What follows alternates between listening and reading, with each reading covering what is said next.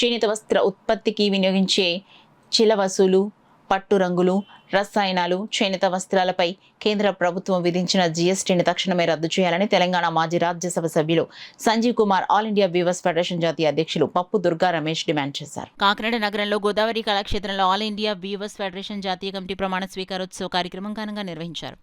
జ్యోతి ప్రజ్వలతో కార్యక్రమం ప్రారంభమైంది. అనంతరం ఫెడరేషన్ జాతీయ అధ్యక్షులుగా పప్పు దుర్గా రమేష్తో పాటు నూతన కార్యవర్గం ప్రమాణ స్వీకారం చేసింది. ఈ సందర్భంగా చేనేత రంగ సమస్యలపై రూపొందించిన చేనేత డిక్లరేషన్ను విడుదల చేశారు. వారు మాట్లాడుతూ కేంద్ర ప్రభుత్వం రద్దు చేసిన నేషనల్ హ్యాండ్లూమ్ బోర్డును పునరుద్ధరించాలని, రాబోయే కేంద్ర బడ్జెట్లో చేనేత రంగానికి 5,000 కోట్లు కేటాయించాలని డిమాండ్ చేశారు. చేనేత ఉత్పత్తికి వినియోగించే ప్రధాన ముడి సరుకులకు కనీసం 30% ప్యాకింగ్ నిబంధనలు దేశవ్యాప్తంగా అమలు చేయాలని కోరారు. అలాగే చేనేత సహకార సంఘాలకు ఆప్కో ప్రభుత్వం చెల్లించాల్సిన 203 కోట్ల బకాయిలను తక్షణమే విడుదల చేయాలని డిమాండ్ చేశారు. కార్యక్రమంలో ముఖ్య అతిథిగా పుదుచ్చేరి ప్రభుత్వ ప్రత్యేక ప్రతినిధి మల్లాడి కృష్ణారావు, కాకినాడ సిటీ ఎమ్మెల్యే వనమాడి కొండబాబు పాల్గొని మాట్లాడారు. చేనేత వర్గాలు ఏకతాటిపైకి రావడం అభినందనీయమని, కేంద్ర రాష్ట్ర ప్రభుత్వాలు ఫెడరేషన్కు పూర్తి సహకారం అందిస్తాయని తెలిపారు. అనంతరం నూతన కార్యవర్గానికి శుభాకాంక్షలు తెలిపారు. చివరిగా జాతీయ అధ్యక్షులు పప్పు దుర్గా రమేష్ ను ఘనంగా సత్కరించారు. కార్యక్రమంలో వివిధ రాష్ట్రాల ఫెడరేషన్ నాయకులు, పెద్ద సంఖ్యలో చేనేత సంఘాల ప్రతినిధులు పాల్గొన్నారు. రాజకీయంగా ప్రాధాన్యత ఇచ్చారండి. ఎవరిలో రాజకీయంగా పెద్ద ఎత్తున ప్రాధాన్యత ఇచ్చారు. ఈ రోజున కూటమి ప్రభుత్వం వచ్చిన తర్వాత చాలామంది చెప్తున్నారు మాకు రాజకీయంగా ప్రాధాన్యత కావాలని. కానీ కూటమి ప్రభుత్వం వచ్చిన తర్వాత ఇచ్చిందని గర్వంగా చెప్తాను. ఇప్పుడు సబితి గారు ఉన్నారు, మంత్రి గారు, ఆవిడ వ్యవస్థ సంబంధించిన ఆవిడే. కొంచెం అనురాధ గారు ఉన్న ఎమ్మెల్సీ ఇచ్చారు. అదేవిధంగా చూసుకున్నట్టయితే శివప్రసాద్ గారు ఏపీ వాటర్ ఇన్లే అథారిటీ చైర్మన్ ఇచ్చారు. అదేవిధంగా తమ్మిడిశెట్టి జానకీదేవి గారికి టీటీడీ బోర్డు మెంబర్ ఇచ్చారు. అదేవిధంగా Challapalli Srinivasarao medical and health chairman ఇచ్చారు కూటమి ప్రభుత్వంలో.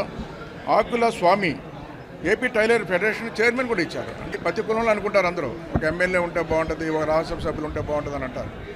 కానీ ఈరోజు వేవర్స్కి అండి పెద్ద ఎత్తున పదవులు ఇచ్చిందండి. ఈ రాష్ట్రంలో పెద్ద గౌరవం ఇచ్చిందండి. ఇంత పెద్ద గౌరవం ఎప్పుడు దక్కలేదండి వీళ్ళకి. అదేవిధంగా మరి ముఖ్యంగా చెప్పాలంటే బడుగు బలహీన వర్గాల మీద ముఖ్యమంత్రి గారికి పూర్తి అవగాహన ఉంది. ఏ విధంగా వాళ్ళని ఆర్థికంగా బలపరచాలి, ఏ విధంగా రాజకీయంగా తీసుకురావాలని ఎప్పుడూ ఆయన అన్ని కులాలకి ప్రాధాన్యత ఇచ్చుకుంటూ వస్తున్నారు. అందులో ఈరోజు వేవర్స్కి పెద్ద ఎత్తున ప్రాధాన్యత ఇచ్చారు రాజకీయంగా. రేపు ఆర్థికంగా కూడా ఏదైతే డిక్లరేషన్ వీరు రిలీజ్ చేస్తారో ఆల్ ఇండియా వేవర్స్ ఫెడరేషన్ వాళ్ళు, ఆ డిక్లరేషన్ విషయంలో కూడా ప్రభుత్వం దృష్టిలో పెట్టి ఆ సమస్యలను కూడా పరిష్కారం చేయడానికి సహకరిస్తామని మీ ద్వారా తెలియజేస్తాం.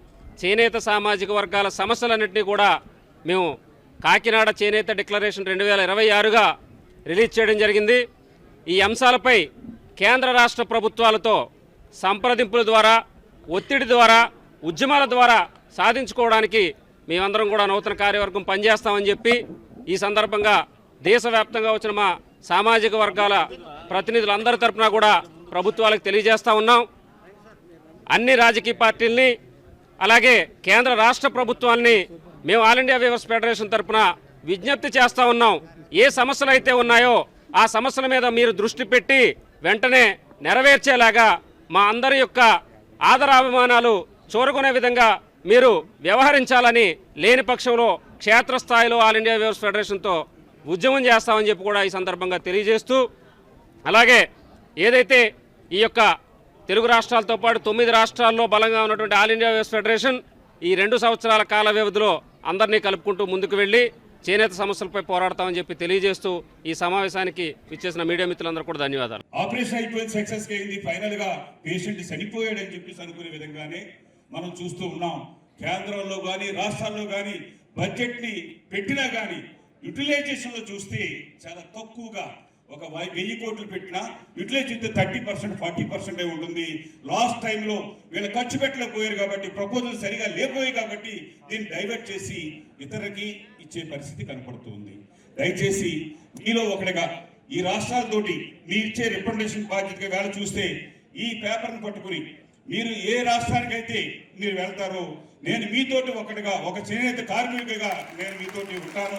అలాగే భారత ప్రభుత్వంతో ఎప్పుడు మీరు వచ్చినా కానీ మీకు మీటింగ్ ఏర్పాటు చేయడంలో కానీ, మీతో నేను రావడానికి కానీ, మీ టైం ఫిక్స్ చేయడం కానీ నేను తప్పనిసరిగా మీలో ఒకటిగా నిలబడతానని చెప్పేసి ఈ సభాముఖంగా మీ అందరికీ కూడా హామీ